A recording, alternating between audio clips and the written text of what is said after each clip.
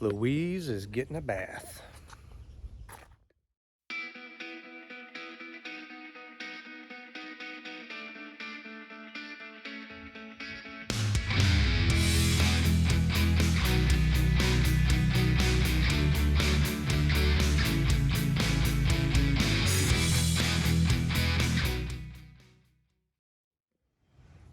All right, guys, it's a weekend. I got to go for a little ride. I got about 30 miles on this thing, 30, 40 miles. She's doing good. She rides great. It's insane. You go over the seams in the road, just like clunk, clunk. You don't hear a word. You don't feel it at all. So anyway, yeah, I'm gonna give her a bath. Get the rest of the mouse turds out of the hood. And let me get a little nuts here. Got the garbage can out for you to sit on. I've never done a clay bar before, but I figured what the hell, and I've got a buffer. See what happens. Looks pretty easy. So yeah.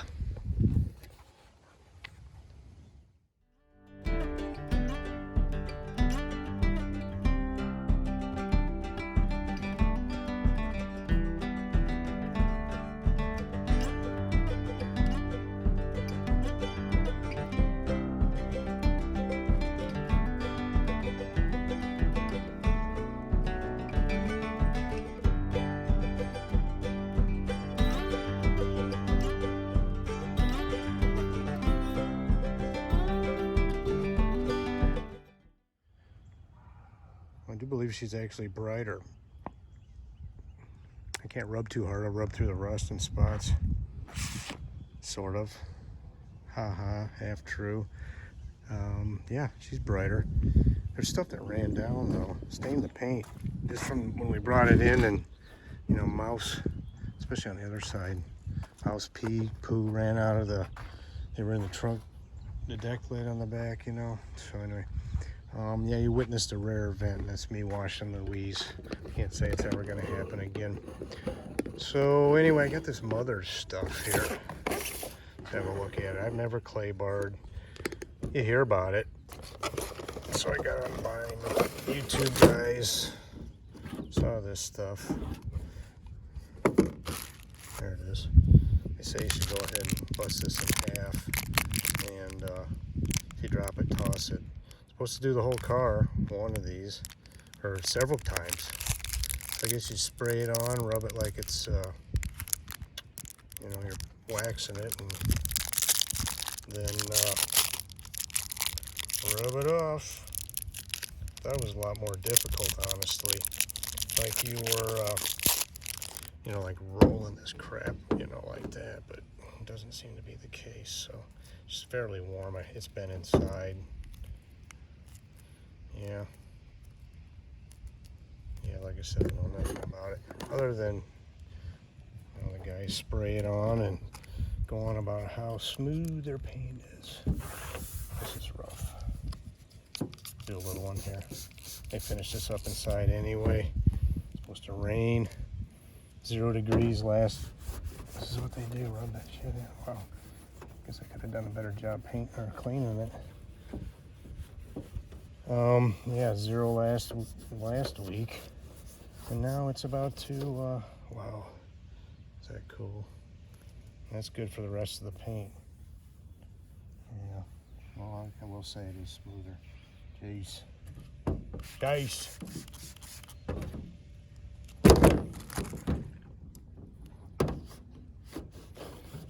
I'm doing something, good, bad, or otherwise.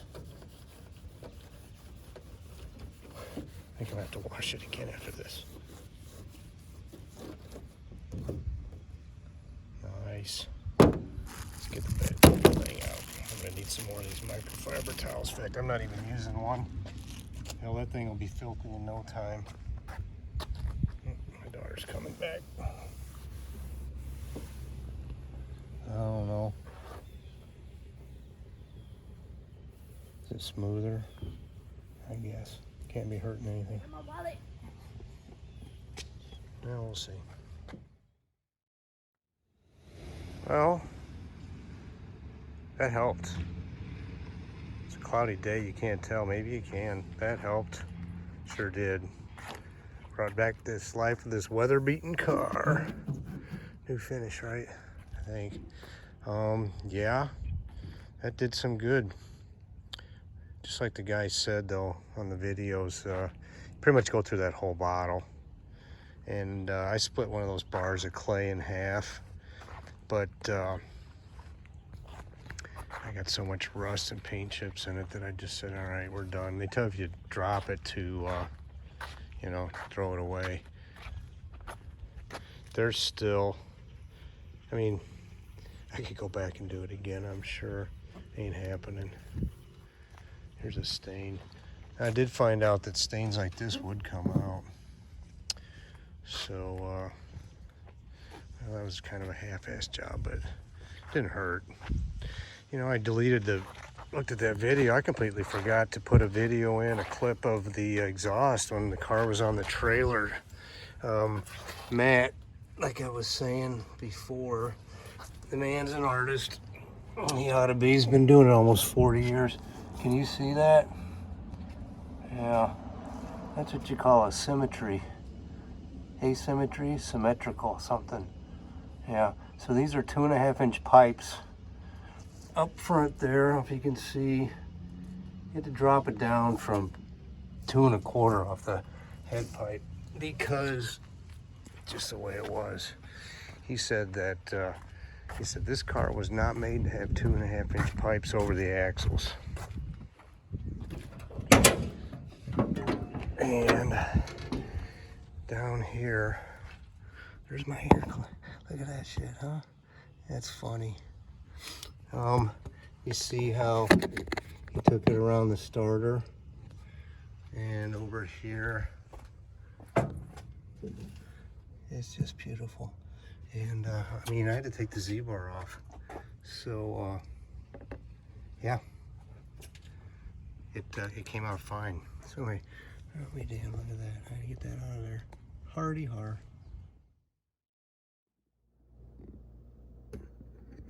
Okay, we're back next day. Sorry about the audio yesterday. I was outside, neighbors around, all that. So anyway, hopefully you could hear it okay. So anyway, we're gonna buff. This is gonna be an outside job. That clay bar made a difference, you know, visible difference even on a pale blue car like this. So we're gonna buff. I've had this outfit here for probably 5 years. Used it a few times. That's about it. That's the only pad I have, and it's dirty. That's pretty much dirty from doing this side of the car over here, and that made a difference. There's still so much dirt in this paint. It's insane. I suppose a better clay bar job wouldn't have hurt. This is not my thing. I'm not a paint and body guy, buffing and all this. This is a soft pad. It's dirty. So I think what I'm gonna do is just get a bucket of water and do a panel and clean that thing, you know, get a lot of the crap out, put it back on the buffer, and, you know, spin it and then keep on keeping on. But yeah, so I did some of it. Can you guys, I don't know what you guys can see in the paint. Do you see all the freaking, I think they painted this next to a, you know, rock quarry with dust in there. There's just so much crap in there. Plenty of orange peel. If I didn't know better, I'd say this was factory paint, judging by the orange peel, but it's just nuts. All the junk that's in this paint, it's gonna stay. And yeah, I think this is worth doing, you know. Just the clay bar alone made a noticeable improvement. So I found my air cleaner decal. Is that insane? That's funny. I wondered where that was. I figured it was in a snow bank, you know, along the deal. So I'm gonna use it.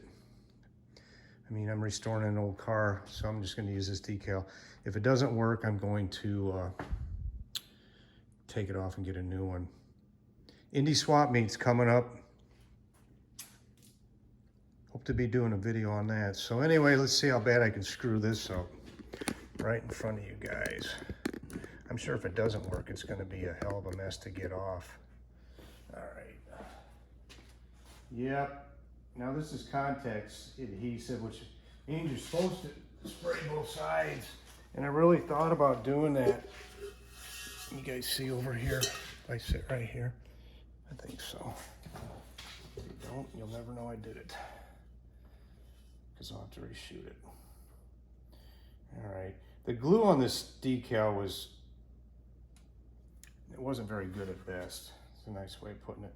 It's contact adhesive. We'll just see. Like I said, if I go, I'll get another one. These decals are not expensive. They're like $8, but they're about, doesn't seem like it's working. They're about, it's about 10 bucks or 20 bucks almost by the time they want to ship it. It's not something you want to just ship on your own. No, that didn't work at all. Well, that sucks. I kind of had some hope it would. Like I said, it's contact cement. Needs to be sprayed on here. I'm just not gonna. All right. Like I said, guys, we're going to the Indy Swap Meet, sponsored by Indy Cylinder Heads. And I'll try to find one there. Otherwise, this is going on the wall on the side of the fridge. All the other decals. Yeah, this one's got a story to it now. Yeah. Maybe I'll warm it up and she stays. Why not? All right, let's get to buffing.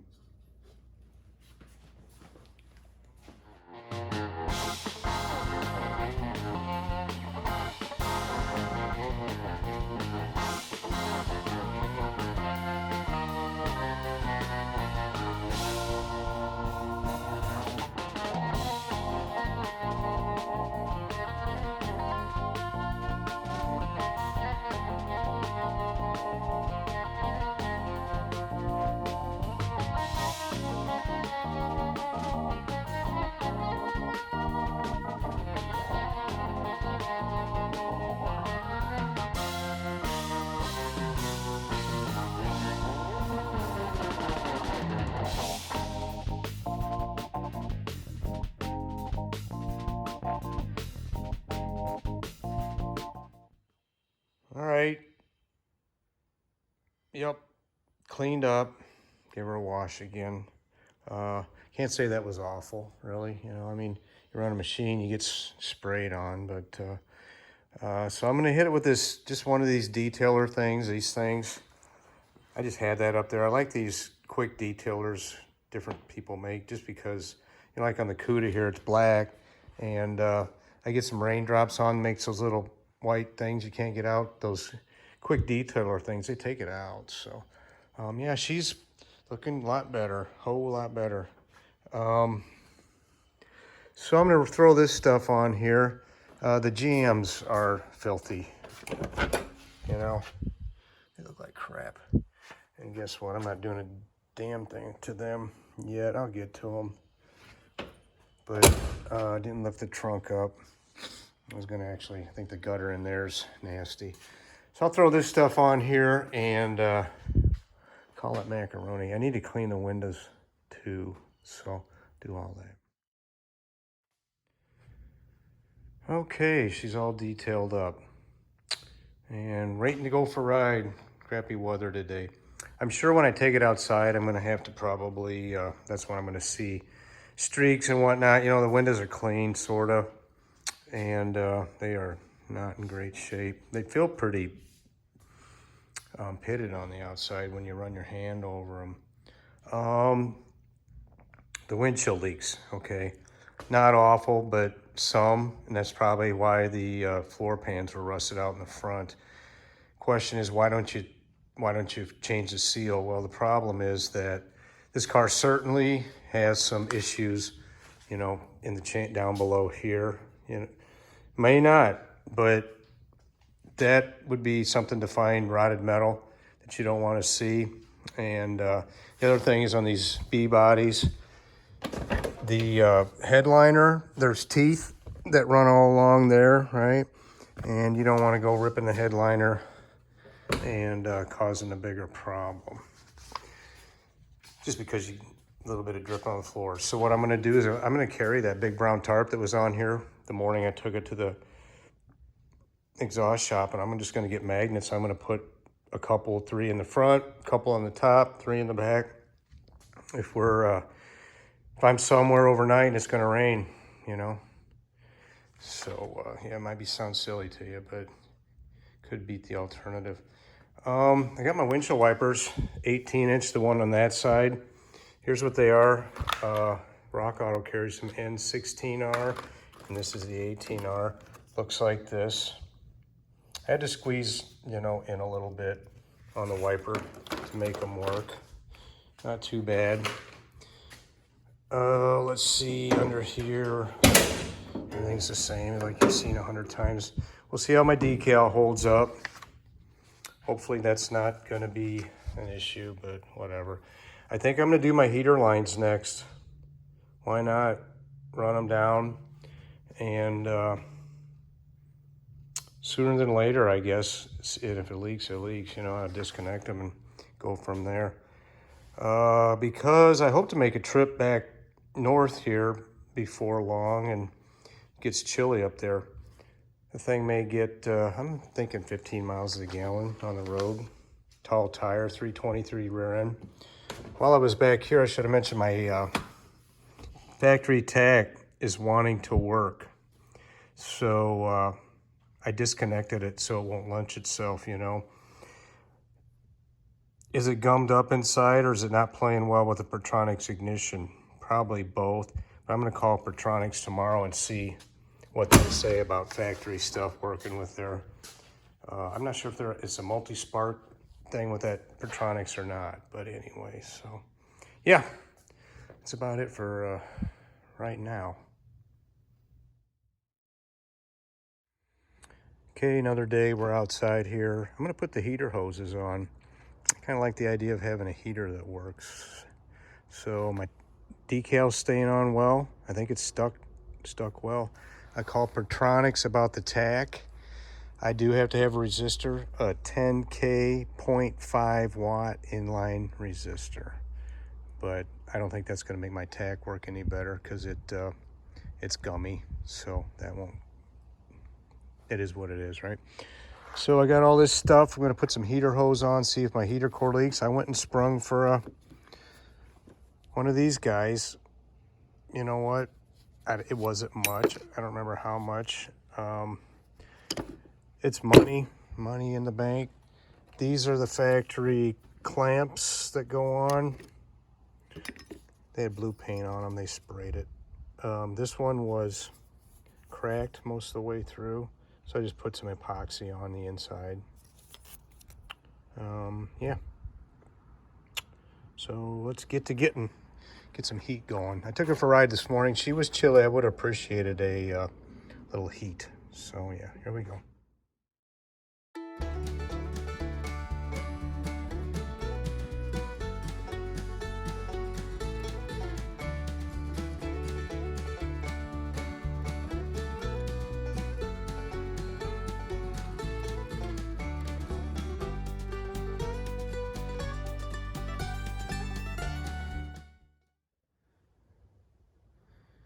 All right. It was, yeah, those are tight back there.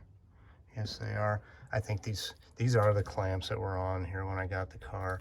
They can be replaced, but they're, you know, they're old. They're probably gonna split. Made a mess. That's what I'm doing outside here. Yeah, clean her up a little bit and see what happens.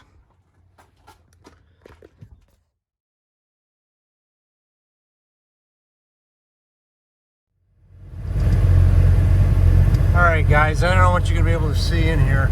Alright, this is supposedly, I think, just cold air blowing out. And I'm going to hit the heat. And stuff works, stuff's a little gummy. Alright, it's supposed to be foot air. This is this top one up here. Can't reach it. Oh, this one. This is a defroster door, alright. That's your foot air. And then stuff's moving. All right, now that's defrost going on. I guess it's closing the door up above for the defrost. but I'll be honest with you. Well, it's getting warm. It's not hot now. Probably the valve would be my guess. Heater valve, anyway. Okay, so yeah, I don't have any heat. Let's see here. I don't have any heat. Who knows? It was worth a shot. I had that valve apart in there. You know, the heater valve's inside on this car. Sometimes they're on the fire fender or something. But yeah, I don't know. I don't have any hot air. I'll tell you what, I also don't have any leaks, and my antifreeze didn't really go down a lot. So it's at 180 right now. She should be warmer. I'm gonna run it, see what the hell happens. See if it wants to free itself up or something. That's all right. All right, so really the last thing to finish this car is align the headlights, and I'll do that tonight. Okay, it's dark. I'm gonna adjust the headlights. My garage is 24 foot across, and I got 2 pieces of tape there about 2 foot above the ground. This seems to work pretty good for me usually. Oh, incidentally, I do have heat. I just needed to get the car moving, make the air flow. So anyway, let me turn the car lights on. Well, let's turn the garage lights off first. Okay. See if I can find the right knob in here. These things are low.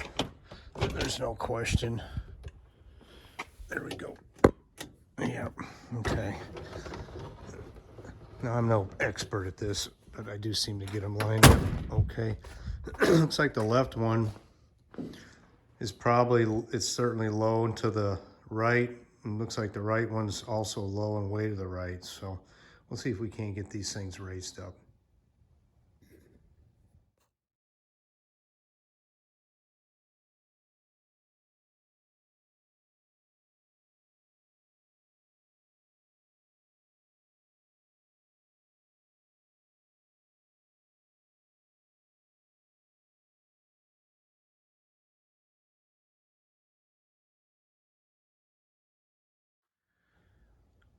Well, that was a fast time lapse.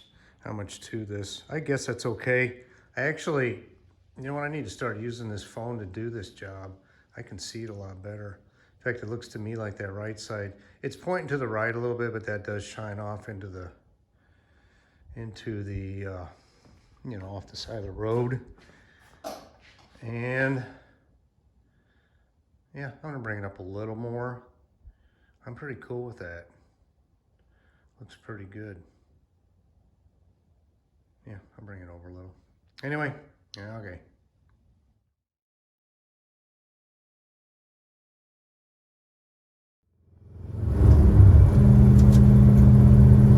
All right, guys, we're out for a little Sunday morning drive real quick up along the Mississippi River. This is a river road. Goes from, I guess, New Orleans to wherever. Up by north of Minneapolis, I suppose. So anyway, yeah, pretty right. So let me back up and talk about the GTX and the Satellite and that dealership. So that young fella had heard of, he knew about these 2 cars, or there's several cars there. So they were going to buy the Satellite. Now the GTX, if you go back and look at one of my videos, I got about a 3-minute video looking over that GTX. So anyway, you go back there and I went to look at the GTX. Well, the thing was, it was promised to a grandson, and but his dad didn't want him to have it.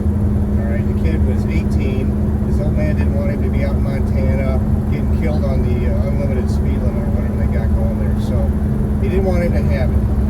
All right. So it turns out I could not buy that 71 GTX. That's one of 300 cars, by the way. 4-speed GTX data. So anyway. That was February. Come April, I called this young fellow we know, and I said, hey, you guys gonna buy that Satellite? He said, nope, you can buy it. look at go to get the Satellite, and that's when the owner of these cars says you can buy them both, but you have to wait a year, and if the kid finally doesn't want the car, then the GTX, then you can have it. And I said, cool. Well, turns out he turned 19, got married, and still wants the car. So if that car ever goes to Wyoming, they're in Montana. If it ever goes out to Montana, it'll never happen. If it stays in here in Illinois, there's a chance. It sounds like the kid's wife is not big on him having a car. So anyway, so that's all that. As far as buying that dealership, yeah, or that building, that would be wicked cool. If I could, if it was even in the same town I lived in, I would have made it work. They would have had to come down on the price. They had it priced at about 3 times its assessed value. So whatever. I would have made it work. I'm not a wealthy person, but I have worked my ass off and saved my money. So, back to Louise. I got about 300 miles on her now. Nothing's really shaking out. The 1-2 shift could be a little bitchy, shifting into second. I got underneath here and adjusted the 1-2 shifter. I think it's better, but still shifting down to first. She's wanting to grind. This year pretty slow. Brewer's transmission, they told me that 1-2 gear set assembly that rides on the main shaft, it gets more. I got the same thing with my CUDA, except I can go back into second and then get her on down into first. Not a big deal. Right now we're running about 80 psi. She idles at about 35 psi. I've used about a pint of oil in 300 miles, so that should, I don't expect it to be any more than that. Breaking in an engine, see we're going into first. Yeah, you made it. What else? So I had trouble with I had a rattle up front. You listen for all this stuff. It seemed like I had a rattle, and I did. What I think it is, I think it's the inner pads of the brake pads they're the ones that are looser. It's just when you're in a kind of going slow, like in my neighborhood there, it's slightly uneven. Not worried about that. I don't know if you can hear the tick right now. It changes with engine speed. It sounds like an exhaust leak. I've looked, not real hard, but I didn't see any. It could just be the tappets, the lifters. You get a little more cam, it gets, they can be a little noisy sometimes. So anyway, going forward, my AM/FM radio works good on AM. Sellable for us? When you're driving, not so great on FM. Now, I may need to raise the antenna and work that. I don't know. I'm going to need to adjust the brakes. You guys remember I had did this disc brake conversion, so I had to put an aftermarket proportioning valve in the back. That limits the amount of brake pressure that goes to the rear wheels, so that the brakes in the front grab the first. Well, I think I got it about a third of the way open for the rear. Now, what I really would be great now is to have a gravel road where I could just kind of keep going 30 and crack that thing open further and let the rears lock up. And then what you do is you close it a little bit, get back up to however fast you got to go until the rears don't lock anymore. And then you have more pressure in the front than the rear. So I think that's about it. Honestly, Louise wanted to get restored. Other than frozen torsion bars that were stuck that needed heat, crap like that you expect, this car went together great. I couldn't be more happy. And the other thing, talking about the GTX and all that other thing, if I was going to give that car, I might have sold Louise back to the original owner, her grandson, and that would have been cool for him to have his grandmother's car back. He's kind of a performance guy too. He just has got no time to work on anything. But nope, we're keeping Louise. I was looking for ways to do it because I guess this ain't cheap. I had the other car paid for, but I would have had to spend about the same amount of money to do this, and things would have been tight, and that's not smart. Blowing a bunch of money on stuff you don't need, in my opinion, right? So anyway, yeah, Louise is done. Now, what are we gonna do next? go on some adventures when I can. Yeah, I'm gonna ever drive this thing. 300-mile trip. I'm going. You know, bring my toolbox and a few quarts of oil, and away I'm going. I don't care. So yeah, I'm just gonna keep doing this YouTube thing. I started it because it's a long story I might tell you about someday, why I started doing this. So I've been having fun. I hope you guys have enjoyed it. I have a couple projects that are still cool. Maybe one of them's as cool as this, the other one's kind of cool. One's been waiting 4 years, the other's been waiting a couple. I just didn't want to do them, you know. But once you get into wrenching mode, you kind of do the deal. So anyway, yeah, next one's coming here soon.